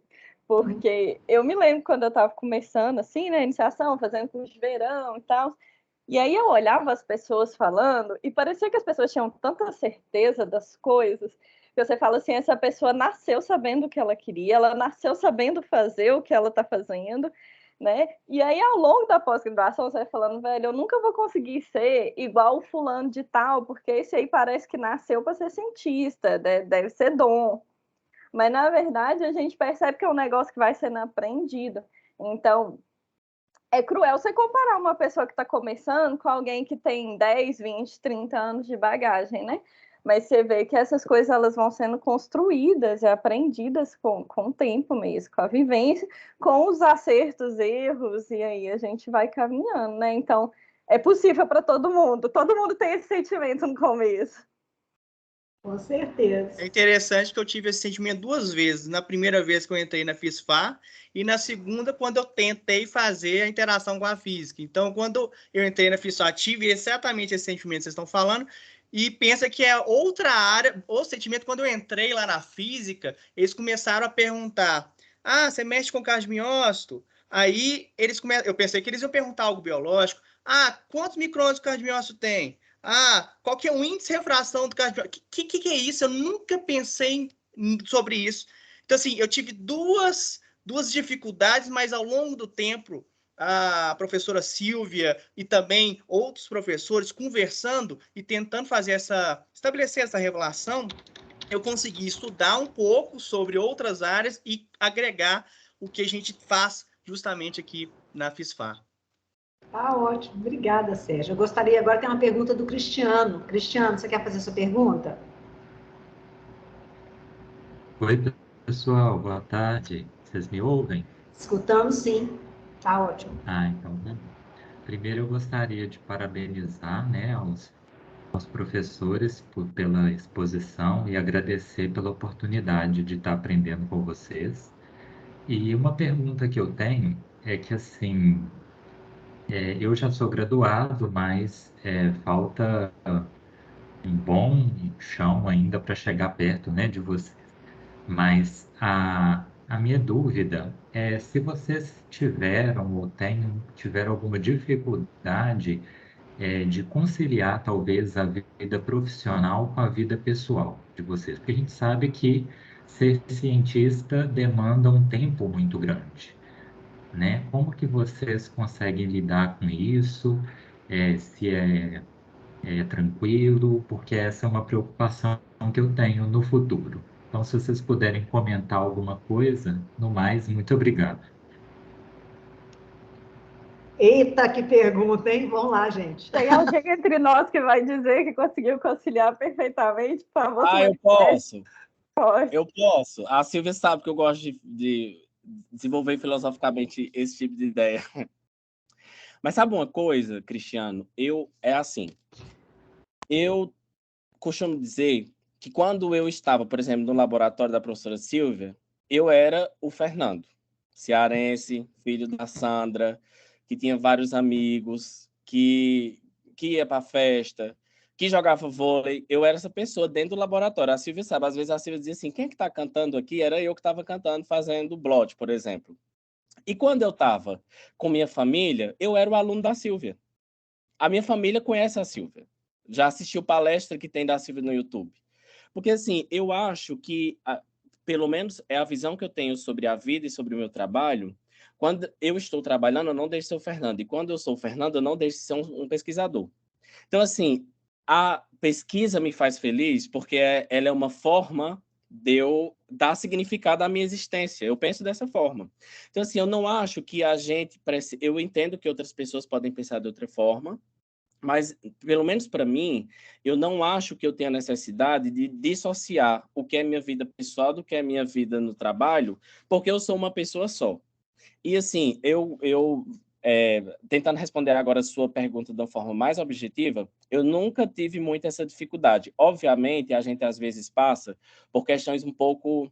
A gente faz perguntas mais existenciais quando a gente está na pós-graduação, porque realmente é um período de muitas mudanças. Então, você se questiona sobre várias coisas do ponto de vista profissional e do ponto de vista pessoal, mas você vai mudando o seu olhar junto, ao mesmo tempo. A pesquisa faz com que nós, seres humanos, pessoas, olhem o mundo de uma forma diferente. A pesquisa faz com que a gente enxergue nossas relações fora do laboratório de uma forma diferente. Assim como a forma como nós nos relacionamos com a pessoa fora do laboratório pode modificar a forma como nós enxergamos as coisas no nosso trabalho. Então, eu acho que dá, sim, para você ir vivendo como pesquisador e como pessoa, porque tudo acontece ao mesmo tempo. Inclusive, por exemplo, nos encontros do FISFAR, a gente tem momentos assim, de muita alegria. Não vou falar da cerveja artesanal que a gente tem nas festas, mas, assim, eu não acho que a gente precise dissociar uma coisa da outra, porque eu acho que a gente é um só em todos os momentos que a gente está vivendo. E eu acho também que dá sim para ser feliz sendo pesquisador, porque eu acho que a pesquisa também faz feliz, enfim. Obrigada, Olha, Fernando. Vai lá. o que eu posso dizer? Dá para fazer? Claro que dá. Eu fiz e quase todo mundo fez, né? Eu me casei, eu estava no fim do mestrado, quando foi no pós-doutorado, eu tive filho. Dá para fazer. O que não vai ser igual a um emprego que você fica de 8 às 17, desliga seu computador e vai embora para casa. Né? Você precisa estar com alguém que compreende que sábado de manhã tinha vez que eu estava no laboratório, né? Meu marido já foi me buscar no laboratório 11 horas, meia-noite, porque eu tinha experimento acontecendo nesse horário. Então, é questão de ser conversado, sabe? Mas a gente vai se adaptando e é um negócio que dá para fazer. E é um negócio que você percebe que, assim, vai te preenchendo, como o Fernando falou. Preenchendo. Estava pensando nessa palavra agora. Se você gosta mesmo disso, é igual eu estava contando, que eu conversava com o Sérgio, que a gente se formou na mesma faculdade, eu falava, Sérgio, sai dessa vida, Sérgio. Vai embora, Sérgio. Fica aqui não, que a gente está enlouquecendo. E aí o Sérgio me encontrava no corredor e falava, defendeu o mestrado, então pro doutorado, né, Nayara? Terminou o doutorado e está fazendo pós-doc, né? Porque você acaba retornando, porque você percebe que aquilo te preenche e você vai querendo aquilo cada vez mais. Agora, a vida pessoal, ela é possível de compartilhar desde que as pessoas ao seu redor entendam, como a minha mãe entendeu e o meu marido entendeu, que o meu horário não é como o horário do meu marido, por exemplo, que trabalha de 8 às 18, né? A gente tem um horário que pode ser eventualmente diferente. E aí, eu casada, eu passei 7 meses sozinha fazendo o doutorado sanduíche, né? Então, é questão de encontrar uma pessoa que compreenda, mas isso é relacionamento, né, gente? É assim, você tem que encontrar uma pessoa que aceite o seu estilo de vida completamente. Perfeito. Quer falar alguma coisa, Sérgio? Não, eu quero falar que realmente é possível, eu também concordo com tudo que vocês falaram. Essa capacidade que a gente tem também de interagir com o mundo é diferente. Então, eu acho que a gente consegue, eu não sei, ao longo do tempo, eu fui melhorando ainda a capacidade de fazer as coisas e lidar com as coisas, organização. Né? É a organização de tempo que a gente tem no laboratório para ser eficiente. Né? E, como a Nayara falou, tem que ter pessoas ao seu lado que estão dispostas também a ir junto com você. Como eu falei que a ciência é feita de pessoas, a vida é feita de pessoas. Então, como a vida é feita de pessoas, as pessoas também têm que agregar e somar junto com você. Vai dar, sim. Perfeito. Bom, tem uma pergunta aqui do Gabriel. Ô, Gabriel, vou até te falar que a Nayara e o Sérgio são da FUMEC, tá? Então, o que o Gabriel fala? Bom, eu gostaria de fazer uma pergunta à Nayara, mas sinto-se à vontade para comentar também, professores. Nayara, você que estudou na FUMEC, como foi para você ingressar na área acadêmica? Digo isso, pois sou estudante de graduação, em particular com bolsa integral, e não tenho contato algum com atividades do gênero no dia a dia. E há uma premissa errada de que estudantes de instituições particulares têm mais dificuldade em ingressar em pós no nosso programa. O que vocês querem comentar, gente? Uai, a gente tem 3 pessoas de centros particulares aqui, né? Isso já derruba um pouco esse mito. Agora, talvez seja assim um tiquinho mais complicado, assim, coisa completamente superável. Porque quem está dentro da Universidade Federal está tendo aula com esse professor. Se eu terminou a aula, você vai ali e conversa com ele. né? Ou então, às vezes, você está no corredor e você vê o cartaz no corredor e manda um e-mail. Para a gente que está e para mim isso é mais questão física mesmo, né? Você está num local distante, você está em um outro campus, você precisa vir aqui, bater na porta do professor, ou entrar no site, caçar o e-mail dele, mandar uma mensagem, né? Mas eu fui muito bem recebida pelo Cândido, né? Na época que eu fiz a iniciação científica e depois pelos demais professores do departamento. Agora, vou enganar, não. Teve um outro professor que eu bati na porta para fazer a iniciação, não era do PGFISFAR, graças a Deus eu não lembro qual era o nome do professor, não lembro o departamento, tá? Mas eu fui muito mal recebida por esse professor, falou que não recebia alunos de privadas, que não ia me treinar porque eu era biomédica e depois eu ia trabalhar no Hermes Pardini, não sei o quê. Então, assim, tive essa péssima experiência também. Mas, para mim, a minha entrada foi um projeto, um meio que eu acredito que foi muito justo, porque tinha um cartaz colado no corredor, divulgando a iniciação científica. Uma amiga minha viu, me mandou, e eu fiz a seleção, foi uma seleção mesmo com o professor Cândido, e fui selecionada. Então, para mim, foi um processo muito justo, sabe? Eu não tinha quem me indicasse, eu não conhecia alguém para me botar lá dentro, foi um processo justo. Então, acho que é questão de ficar atento, primeiras oportunidades que aparecem dessa forma, às vezes um anúncio no site, no corredor. Agora, se você não puder, é completamente possível você ir lá no site, pesquisa os professores do departamento, olha a linha de pesquisa que você se interessa, manda um e-mail para ele. Né? Acontece demais dessa forma.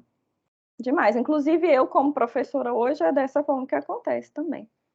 Então, para mim, esse mito aí de que veio da privada, não sei quem criou, mas não é verdade. Mas, Nayara, é interessante essa pergunta, porque esse mito eu pensava, era um pensamento meu, que eu tinha antes de entrar na FMG, e que era difícil de entrar, só que quando eu entrei e comecei a fazer iniciação científica, eu vi várias pessoas também de universidade particular. Eu acho que o diferencial que a gente tem é a vontade. Se você está no laboratório, lá você está no laboratório, você vai fazer as coisas, você tem que estar interessado. Então, assim, você pode ter uma pessoa que está na federal, mas totalmente desinteressada. A pessoa da particular vai superar muito mais, vai conseguir fazer mestrado, doutorado muito melhor e ser um cientista muito mais completo do que uma pessoa que está desinteressada. Então, acho que não tem nada a ver com relação à formação, se é particular ou federal.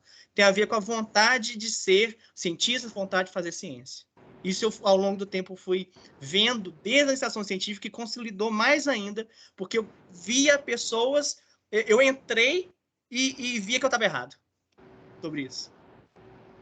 E no meu caso, ainda tinha um segundo mito, que era o mito de estar numa faculdade particular no sertão do Nordeste. Como é que vai chegar lá no melhor programa de pós-graduação de fisiologia do país? Só que realmente é um mito derrubado quando você encontra os professores que vê o quanto que eles estão procurando, como o Sérgio falou, pessoas motivadas para trabalhar. Eles não querem saber se a gente é de particular, se veio da China, se veio do Ceará, se veio de onde for. Eles querem pessoas motivadas a trabalhar e a aprender. Porque é isso que a gente faz. Quando a gente entra no mestrado, por exemplo, eu não sabia o que era um Western blot quando entrei no meu mestrado. Eu não sabia o que era uma PCR, porque eu sou fisioterapeuta. Então, eu não tinha nada, eu não entendia nada dessas coisas, como era que funcionava. E eu aprendi com as disciplinas, com muita gente me ajudando, os professores me ensinando. Então, assim, o que faz diferença não é de onde você veio, é para onde você quer ir e a motivação que você tem para chegar lá. Eu acho que é isso que é o maior determinante, como os meninos falaram. Concordo plenamente. Eu acho que assim, a única diferença que existe é que, por exemplo, para bolsas de iniciação científica, quer dizer, várias das bolsas de iniciação científica que a gente tem aqui na UFMG são bolsas que são direcionadas para estudantes da UFMG. De vez em quando a gente tem acesso a outras que não são, mas a maioria são para estudantes da UFMG. Mas assim, não existe nenhum motivo, e até para quem às vezes fala assim, nossa, minha base, eu não tenho base, eu não sei. Não, isso não é. Eu acho que todos pontuaram muito bem. Eu acho que a força de vontade, de onde que você quer chegar, é o que brilha os olhos de um orientador, tá? Eu acho que é essa que faz a grande diferença. E a gente conhece um aluno motivado, né, André? A gente vê logo bem aquele que é aluno engajado, que quer, e como é que ele está animado, né? Eu acho que isso é o mais importante. Então, nunca deixe de tentar por causa disso, tá? Gente, mas alguém tem alguma pergunta? Pelo menos as perguntas do chat aqui acabaram. Alguém quer fazer algum comentário?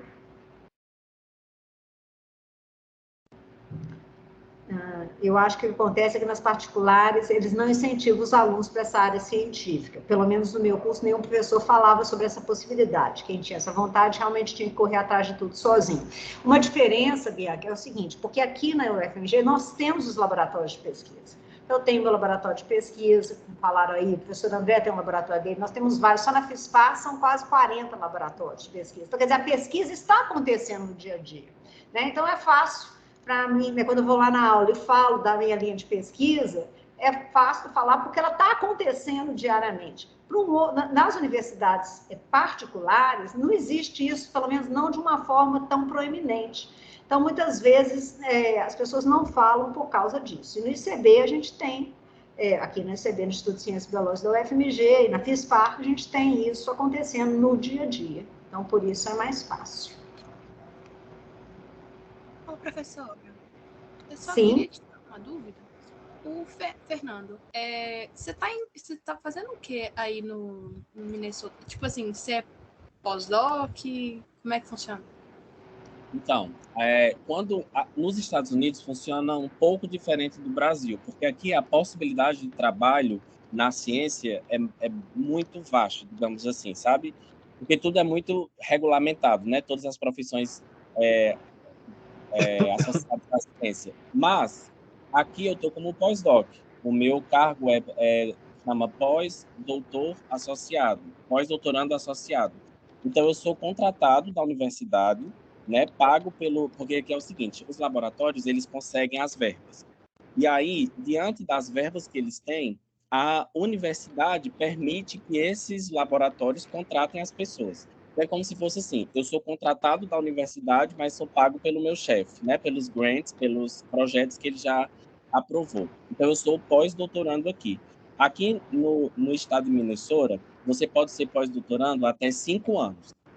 Depois, quando você chega no final do 5º ano, aí você pode aplicar para ser um PI, né, um professor, né, um líder de laboratório, você pode passar a ser pesquisador, um cientista termina desenvolvendo as atividades um pouco parecidas com o pós-doc, mas tem algumas diferenças, em algumas exigências, enfim, mas eu sou pós-doutorando aqui, da mesma forma, por exemplo, que o Sérgio aí no Brasil e da mesma forma que a Nayara foi. A diferença, às vezes, é só como os órgãos regulamentam esses trabalhos. Entendi. E um negócio que eu tenho uma dúvida... As minhas Quem é que dúvidas está falando, só para identificar? É a Isabela. As minhas dúvidas hoje são bem assim, né? Mas é porque eu escuto vocês falando que vocês são PhD. Aí eu já ouvi gente falando que PhD é aquele que faz uma parte da pós-graduação fora do país. Mas eu já ouvi gente falando que PhD é um tipo de formação que tem no doutorado. E no fim eu não sei o que é PhD, gente. Desculpa, assim. Querem explicar? Nayara, você, nossa professora, representante. O PhD é uma sigla em inglês, né, que é Philosophy Doctor, algo assim, me corrijam se eu estiver errado. Mas é o equivalente, nos Estados Unidos, seria o equivalente ao doutorado que a gente tem no Brasil. Então, quando você vê um doutor, eu, por exemplo, assino os meus e-mails científicos, doutora Nayara, PhD, porque isso indica que eu tenho o doutorado. Então, não está relacionado a se você fez no Brasil ou se você fez fora, né? Mas é uma sigla em inglês, mas indica que você fez o doutorado. Perfeito. Ah, tá. Nossa, eu achava totalmente errado, então. Mas obrigada, gente. Mais alguma pergunta, gente, para os nossos egressos? Aproveita essa oportunidade e daqui a pouco eu vou liberá-los. Bom, então acho que na ausência de perguntas, eu acho que na verdade já foram até muitas. Então eu queria agradecer. Eu achava que PhD era pós-doutorado, não. Tá? E para você entrar para o doutorado, você na verdade também não precisa fazer o mestrado, você pode ir para o doutorado direto. Mas também eu acho que esse é um caso muito específico, onde de preferência você tem que ter tido uma iniciação científica forte, já com uma iniciação na ciência, para poder seguir esse trajeto pulando o mestrado. Porque, assim, só para explicar brevemente, a iniciação científica, né, que é aquele período para o graduando, especificamente, é o primeiro contato que aquele estudante tem com o laboratório científico, né, com o laboratório de pesquisa. E o mestrado, ele é também esse contato, só que num nível um pouco mais elevado, onde você vai aprender técnicas mais aprofundadas, onde você vai elaborar suas hipóteses. Mas um estudante de iniciação científica, que talvez esteja no laboratório já há um bom tempo, ele já pode atingir esse nível. Então, muitas vezes, por isso que a gente fala que ele pode passar para o doutorado direto. Depois do mestrado, então você vai para o doutorado e aí você já assume um nível de independência maior, né? Lógico, você continua com o seu orientador, mas você já é capaz de pensar o seu projeto de pesquisa, de realizar várias das técnicas. Não significa que você não vai aprender novas técnicas de doutorado, mas você já tem uma bagagem de técnicas científicas que você já está utilizando. E é um período, normalmente dura um período de 4 anos, tá? E após isso, existe a possibilidade de você fazer um pós-doutorado, pode ser no Brasil, pode ser no exterior, e seguir sua carreira científica. O pós-doutorado, só para complementar, Silvia, ele não chega a ser um título, né? Porque muitas pessoas confundem isso. Então, a titulação máxima que você vai obter é o doutorado, e aí quando você vai prestar um concurso, por exemplo, normalmente eles exigem o doutorado como titulação. Porque o pós-doutorado eles chamam de estágio pós-doutoral, é um princípio, é um período entre terminar o doutorado e assumir a vaga de professor, em que você fica ali se dedicando à pesquisa, sem precisar fazer disciplina, né? Então, é uma dedicação exclusiva para a pesquisa, assim. Mas o título mesmo vai até o doutorado. Exatamente. Tá ótimo. Então, eu gostaria... Quer falar alguma coisa, André? Não, eu não queria falar. Na verdade, eu sempre quero falar, né? Mas, enfim... Não, tá ótimo. Então, eu gostaria de agradecer... desculpa. Não, exatamente. Assim, pela felicidade que eu fiquei de rever Fernando, o Sérgio, Nayara. Quer dizer, o Fernando, a última vez que eu encontrei com ele, eu acho que ele estava indo para o INCOR, eu acho. A gente encontrou, assim, aquela pergunta, assim, quando é que você defende a tese? Não, já estou aqui, já defender. Acho que você já estava no INCOR, alguma coisa assim, e foi aquele período meio pandemia e tudo mais. E, assim, eu fico muito satisfeito. Ver a maturidade, o amadurecimento. Na era de pouquíssimo contato, né? Assim, muito assim. O Sérgio a gente encontrava um pouco mais, né? Mas é muito bacana estar aqui, numa mesa que é um luxo de mesa, né? É um luxo de mesa redonda. Muito bom, assim, acompanhar a maturidade de todos, né? Assim, acho muito legal. Só eu ia aproveitar para fazer um comentário em cima do que Nayara falou, né? Essa questão da pergunta, eu acho que do Cristiano, né? E sobre a questão de compatibilidade, né? Eu acho que é sempre difícil e é sempre fácil, né? Depende da forma como você encara, e é o seu trabalho de pesquisa, de ciência, é um trabalho que é de dentro para fora mesmo, né? Então a gente é um pouco de nós que a gente entrega, né? E aí a Nayara estava falando acho que do seu doutorado, não. Quer dizer, você casou no mestrado, no final do mestrado, tem um filho ou filha? Filha. Filha. E assim, na verdade, essa parte pessoal não nos atrapalha, muito pelo contrário, ela nos ajuda muito, né? A família e esse ambiente nos ajuda muito. A questão é só entender que, de repente, como vocês falaram, você está no sábado à tarde lendo o artigo com uma diferença. Esse é seu trabalho, mas ao final do artigo você não fala assim, puxa, que saco, eu tenho que ler um artigo, li o artigo. Não, você está feliz. Então, assim, essa é uma diferença que a gente tem, né? A gente trabalha e fala assim, puxa, que legal, gostei de trabalhar, gostei de fazer isso. Então, eu acho que isso é o motivacional para quem gosta de ciência e saber que o seu trabalho é algo que é legal, que você gosta de fazer. Ninguém lê 5 artigos e fala que saco, tive que ler o artigo. Né? A gente fica contente em saber mais, né? Isso é muito legal. Mas é isso, eu não posso deixar de falar alguma coisa, porque eu falo pra caramba. Tá? Obrigado aí, pessoal. Mas é isso mesmo, André. Eu falo assim, e a gente fica emocionada. Eu fico feliz, eu queria agradecer os nossos egressos que estão aqui presentes. Toda vez que eu vejo um egresso, toda vez que eu vejo eles falando com tanta maturidade e com alegria, como feliz eu fico de ver isso, porque ciência faz parte disso, né? É uma celebração e eu acho que é muito alegre. Como disse, todo mundo preenche muito a todos, né? Ô, Silvia, e aqui no programa a gente tem assim uma característica assim, você olha outros programas de ponta como o PG FISFAR, e eu posso falar assim que talvez você não tenha essa boa relação que os professores têm com os alunos, sem querer vender o peixe para os meninos que estão do curso, dos cursistas, mas de um modo bem geral a gente tem uma relação muito boa.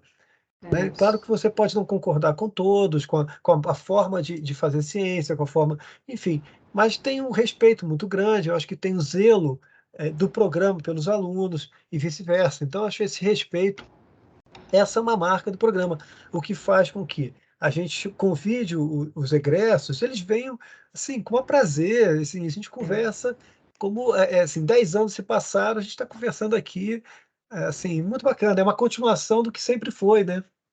E aí é legal. Eu acho isso diferente. Eu olho outros programas, eu não quero citar mais alguns programas. Aqui no programa o pessoal é competitivo, como tem que ser, mas é uma competição muito forte, muito bacana, muito saudável, muito bacana. Eu acho que entre os alunos, eu vejo meus alunos, vejo os outros alunos, a integração é muito, muito, muito salutar, muito boa. Eu acho que você sai a fim de crescer, você sai feliz do programa.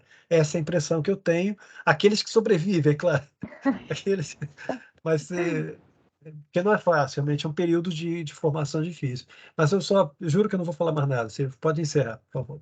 Não, mas está ótimo, é isso mesmo. Então, eu gostaria de agradecer, assim, é um prazer estar aqui. Como vocês viram, toda essa alegria, essa harmonia é algo espontâneo, tá? Então, assim, muito obrigada. Na hora que foram feitos os convites refletem a comissão organizadora, prontamente já aceitaram. Então, assim, é muito feliz que eu recebo vocês aqui, tá? Desejo mais sucesso ainda, porque sucesso já tem, né? Mais sucesso ainda e de revê-los em breve. Eu vou, só para poder explicar, os cursistas permaneçam na sala junto com a comissão organizadora, eu só vou liberar os egressos, porque agora nós vamos fazer o fechamento do curso, tá? Então, muito obrigada, gente. Bom dia para todos. Pessoal. Tchau. Bom, então agora para os cursistas, fiquem à vontade, se alguém quiser falar alguma coisa, esse momento do fechamento do curso, não tem, nós não deixamos, não tem nada programado, né, André? É só uma questão, se alguém quiser fazer algum comentário, né, se quiser colocar alguma coisa sobre o que achou do curso, fiquem à vontade, os participantes da comissão também organizadora, tá? Se quiserem comentar alguma coisa, por favor, fiquem à vontade para a gente proceder com o fechamento. Sugestões, críticas, menos críticas, sugestões. Porque hoje a gente finaliza essa parte remota, né? E vamos passar depois para a parte de imersão, que é a parte da semana que vem. Tá? Se alguém quiser comentar, os cursistas quiserem comentar alguma coisa, a própria comissão organizadora, fiquem à vontade. Oi, eu gostaria de comentar. Só falar o nome, porque às vezes eu não estou localizando quem é. Quem é que está falando? É a Isabela de novo. Nossa, Isabela, muito bem-vinda! A Isabela fala muito, né? Eu sei. Eu entendo isso. Tipo assim, eu preciso falar um pouco. E eu queria falar que eu gostei muito do curso. Foi indicação da Rafa, que está até organizando o curso, né, com vocês.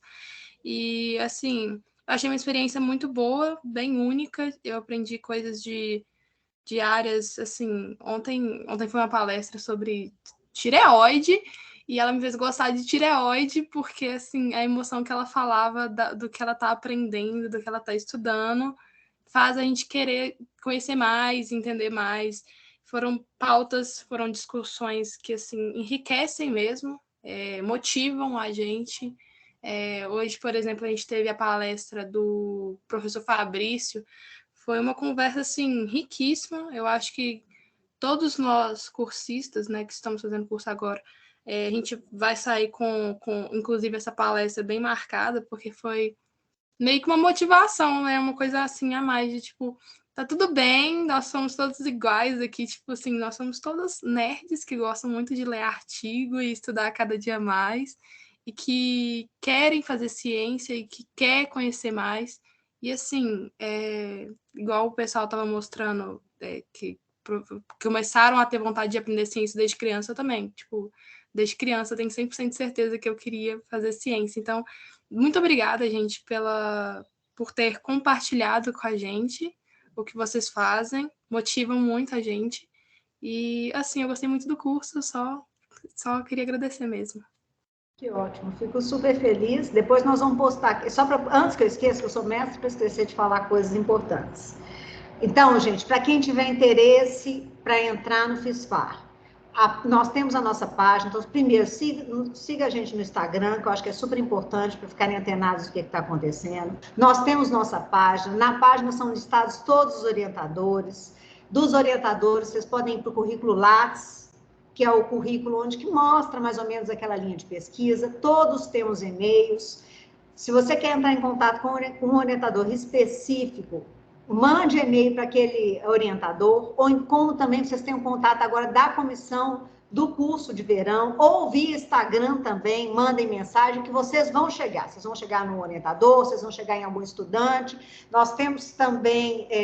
eu falei da FISFAR, vocês já seguem do curso de verão. Então, mandando mensagem para qualquer um desses estudantes, vocês vão ter contato com os orientadores. Então, não deixem de fazer isso. Nós queremos estudantes motivados como vocês.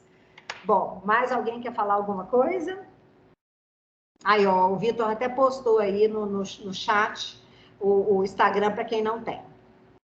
Mais alguém quer dar algum testemunho? Quer fazer algum comentário?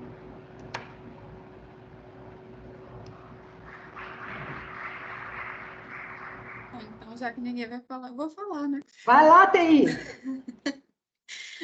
Para quem não sabe, eu sou a TI do curso de verão.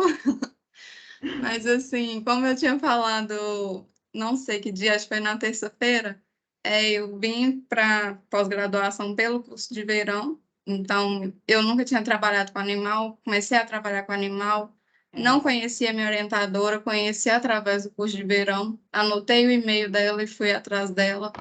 Então, eu acho que isso é uma oportunidade que a gente tem que valorizar e também não gerar tanto essa questão de hierarquia, porque a gente terminou a graduação, nossa cabeça não vai mudar. A gente terminou o mestrado, a cabeça continua a mesma coisa. Então, é questão de, tipo assim, aproveitar a oportunidade mesmo, e vocês estão tendo uma oportunidade que é valiosa. E é isso. E é isso mesmo, acho que esse ponto não vai mudar. E a gente vai estar se questionando vários momentos, tá? Esses questionamentos acontecem em vários momentos. Mais alguém quer falar alguma coisa da comissão organizadora? Ah, Silvia, eu tenho que falar, né? Tinha dúvida. Tinha dúvida, né? Eu quero agradecer a todos a presença nas palestras. Hoje mais cedo, a conversa com o Fabiano, com o professor Fabrício, desculpa, foi muito enriquecedora. E depois a gente trocou uma ideia, e eu repito mais uma vez o que eu falei de manhã, só nós mesmos estamos representando nossos próprios sonhos aqui no mundo. Então, só a gente pode ir atrás dos nossos sonhos. Quando eu fiz o mestrado, eu falei para vocês, eu reprovei 4 vezes a prova. E, tipo, eu não desisti. E eu estou aqui finalizando meu mestrado, e como também Tamires, mesma coisa, o Vitor também, a Rafaela também. Então, isso é muito importante. E vocês viram aqui mais 3 pessoas que estavam aqui no nosso programa, que são egressos, que são apaixonados por onde vieram. Então, eu continuo falando, a PPG FISFAR é uma família, é um programa maravilhoso. Isso não é, sabe, não é marketing para vocês virem para cá, não. Isso é real. A gente realmente é um programa que é muito, sabe, acolhedor. Eu fui super bem acolhida, eu vim de outro lugar. E eu continuo falando, venham para cá fazer mestrado, doutorado, sim. Apesar de a gente viver num país que negaciona a ciência, muitas vezes desvaloriza, mas às vezes desvaloriza a ciência, não enriquece ela. A gente precisa lutar por isso, pelo conhecimento, pela disseminação dele. Então, fiquem à vontade de mandar mensagem para a gente, procurar, tá, gente? Foi muito bom fazer essa semana com vocês. Eu espero que a galera do presencial se aprofunde, viva a imersão com a gente, tá? Então é isso, agradeço muito pela presença de todos vocês e também pela comissão organizadora, porque trabalhar com vocês é incrível, tá, gente? Obrigada. Excelente. Tem alguém de mão levantada que não apareceu para mim. Falaram que é o Gustavo, Gramalho de Deus. Então, é porque eu decorei o nome dele, que tava muito engraçado esse nome, aí ele falou que chamava Gustavo. Aí, é isso, ele tá com a mão levantada. Pode falar quem tá com a mão levantada, porque não tá aparecendo para mim.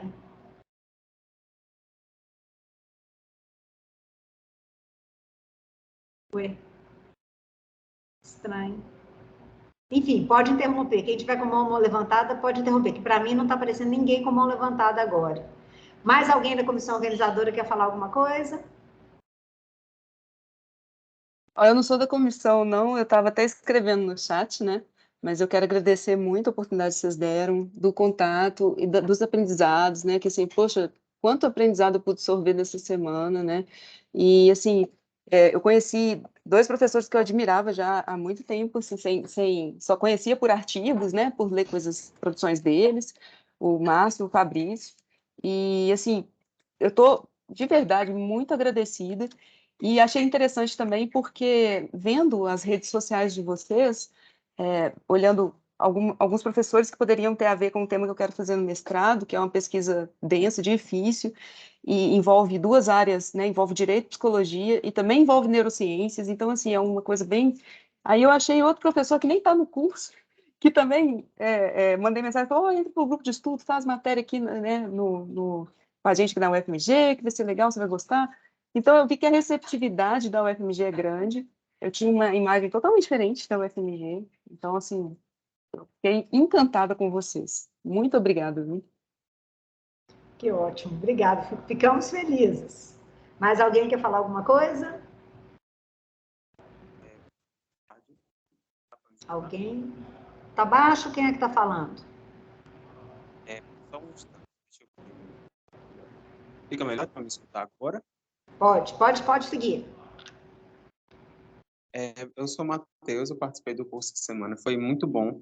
Foi uma semana de muito aprendizado, é muito legal ver as áreas, as intersecções das áreas, as pesquisas que vocês fazem. É muito belo, é muito, muito, muito belo ver essa integração. Principalmente tudo que envolve fisiologia de cardio, que é a minha paixão.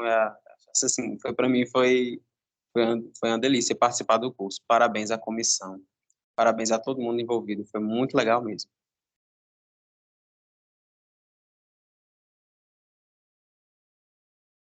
Você tá muda, Silvia. Obrigada, TI. Ô, Matheus, você é de onde, Matheus? Você é do Nordeste? Isso, eu sou do Ceará. Sou cearense, mas resido aqui em João Pessoa, curso Biotecnologia. Gente, você é aluno, você conheceu o Enéas, meu egresso que está aí? Teve um egresso meu que está aí na Paraíba. Enéas é meu professor. Ele fez doutorado e mestrado comigo. Manda um abraço. Vou até para uma banca dele agora, mês que vem. Fala que você teve o curso de verão com a Silvia Guatimozinho. Tá ótimo. Mais alguém quer falar alguma coisa, gente?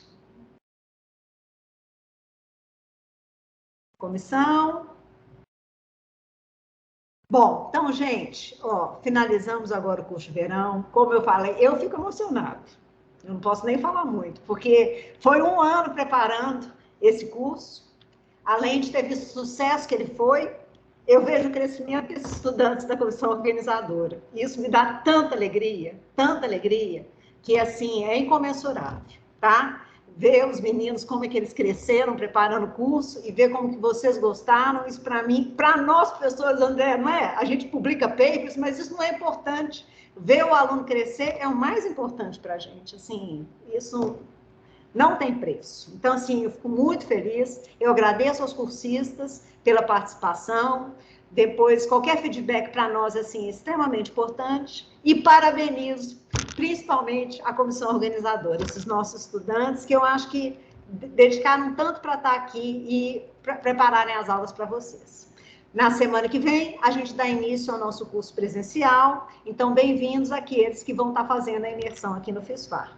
Para aqueles que se despedem hoje, eu agradeço, não deixem de entrar em contato se precisarem de alguma coisa, nós estamos aqui. Como eu falei no início, nós abrimos a porta e agora ela está aberta.